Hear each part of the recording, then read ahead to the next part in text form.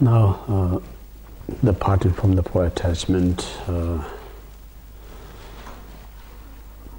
the originate from the great Lama Sajaba Kunga Nyingpo, who is no other than real Manjushri and Buddha compassion emanation. And from him, he passed down this teaching to another four great Sakyapa masters, and then continues passed down up to today. So in this way, we are part of that circle or lineage, or part of that stream. So in that way, we are so fortunate, have still this unbroken connection or link right back to the Manjushri. Yeah? And then topic is like parting from the four attachment. The first, if you have attachment to this life, you are no Dharma practitioner. Second, if your attachment to the cyclical existence or samsara, you do not have renunciation. Third, if your attachment to self-purpose, you do not have a bodhicitta.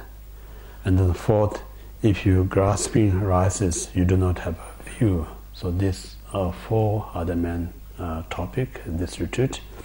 So far we completed the first one. Now still we incomplete the second. If you have attachment to samsara, you do not have a renunciation mind. I think to understand samsara is extremely important to really kick up us to really practice Dharma. You know, like I said, if you really don't know about the seriousness of your sickness, then you're not going to take as a serious your treatment. So if you know your sickness is very serious, then you're going to take very serious. You're going to listen carefully what the doctor says. You're going to take medicine in the right time. You're going to do all the right diet. Then people take serious. Otherwise, we just say, "Oh, if I feel okay, I can go and see doctor." Or today I'm feeling good, so I don't need to take medication. All these things, and then get worse and worse. So that's the reason to realizing that our real condition is so important. So when we talk about samsara, lots of these days use Buddhist terminology, lots in everyday language. Say, "Oh, this is your karma," or "This is samsara."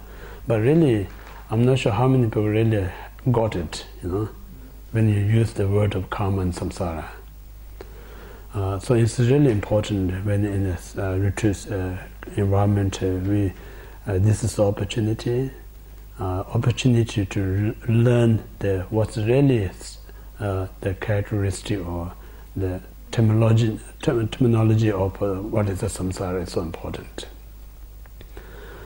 When we talk about samsara, means like talking about the mind, nothing else. Samsara is a mind. So if you ask, every mind is a samsara, not every mind is not samsara. There is a mind, is one part of mind is samsara, another aspect of mind is a nirvana.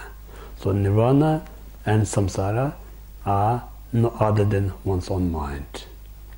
So what kind of state of your mind you're going to call as a samsara, what kind of state of your mind called nirvana is very important to distinct. So when we talk about the samsara mind, really saying it's like a mind that contains obscuration and non-virtues. So as long as the mind contains these two, that mind we call samsara. Then I'm talking about whoever possesses these two, that's a samsara mind. Just having obscuration in your mind, not necessary is a samsara mind. Because when we talk about obscuration, there's two obscurations. The why we call the obscuration means like obscure us to recognize absolute nature of self and the phenomena. Something come between mind and the absolute truth. So that cataract what we call the obscure you to not see absolute truth, that specific we call the obscurations. So within that obscuration, then there's a two defiled obscurations, and then second we call the knowable obscurations, knowable, Knowable, knowable obscurations. Yeah, two things. The first one, defiled obscuration,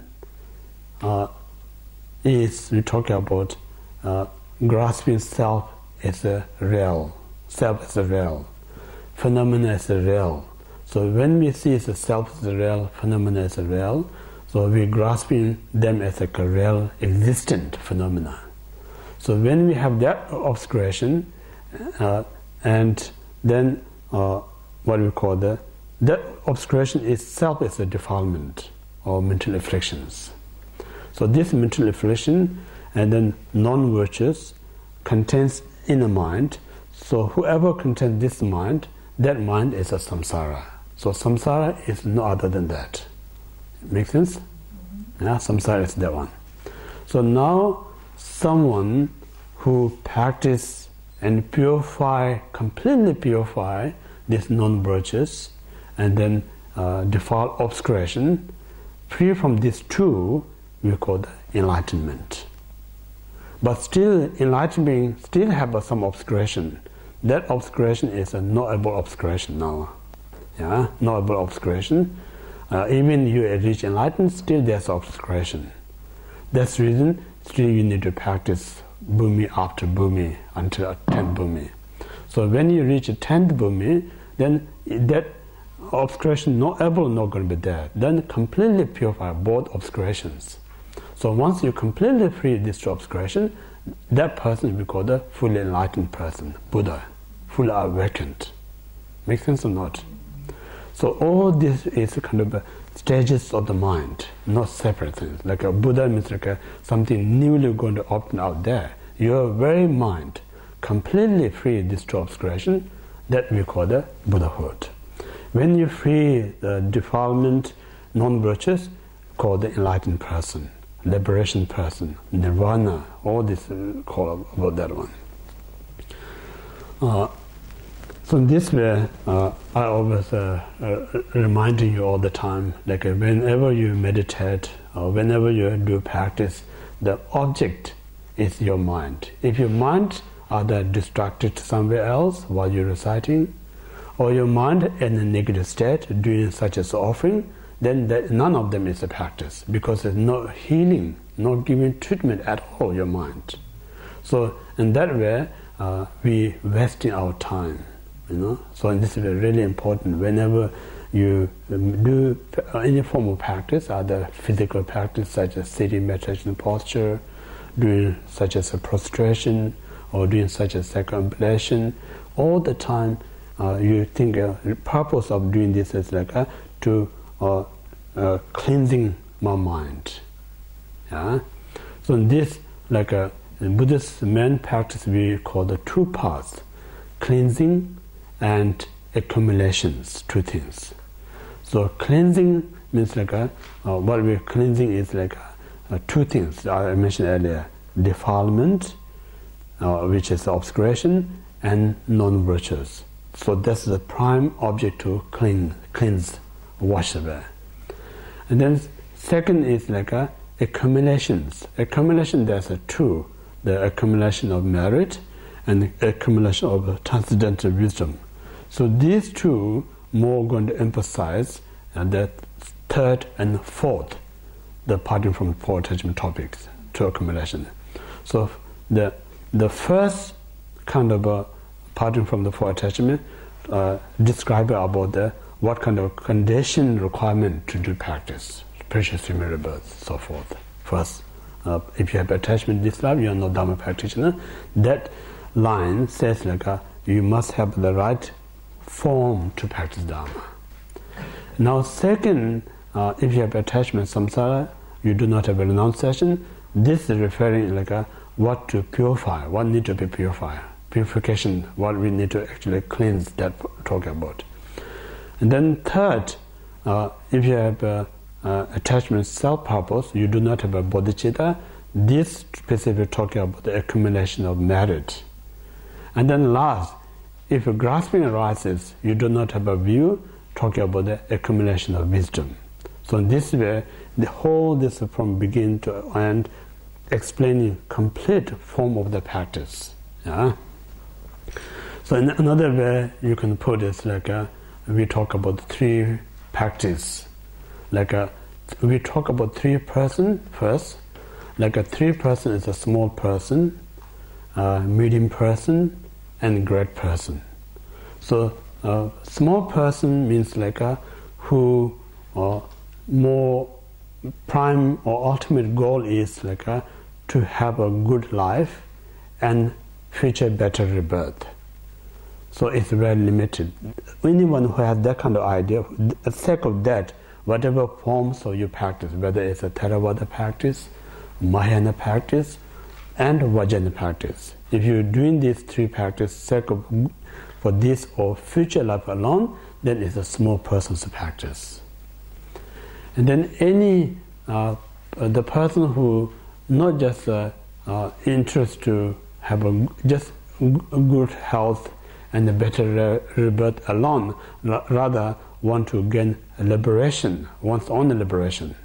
So that person is the medium person. And then third person is like not the temporary this or future life, neither self-liberation, but attain full enlightenment, sake of all sentient being, that we call the great persons. So in this way, there are three types of a person. Then according to that, then there's the three types of practice.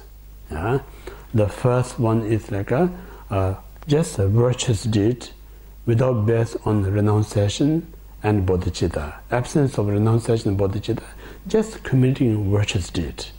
So just virtuous without the renunciation and bodhicitta is a small path. And then second, based on the renunciation, whatever you practice the virtues is the middle path.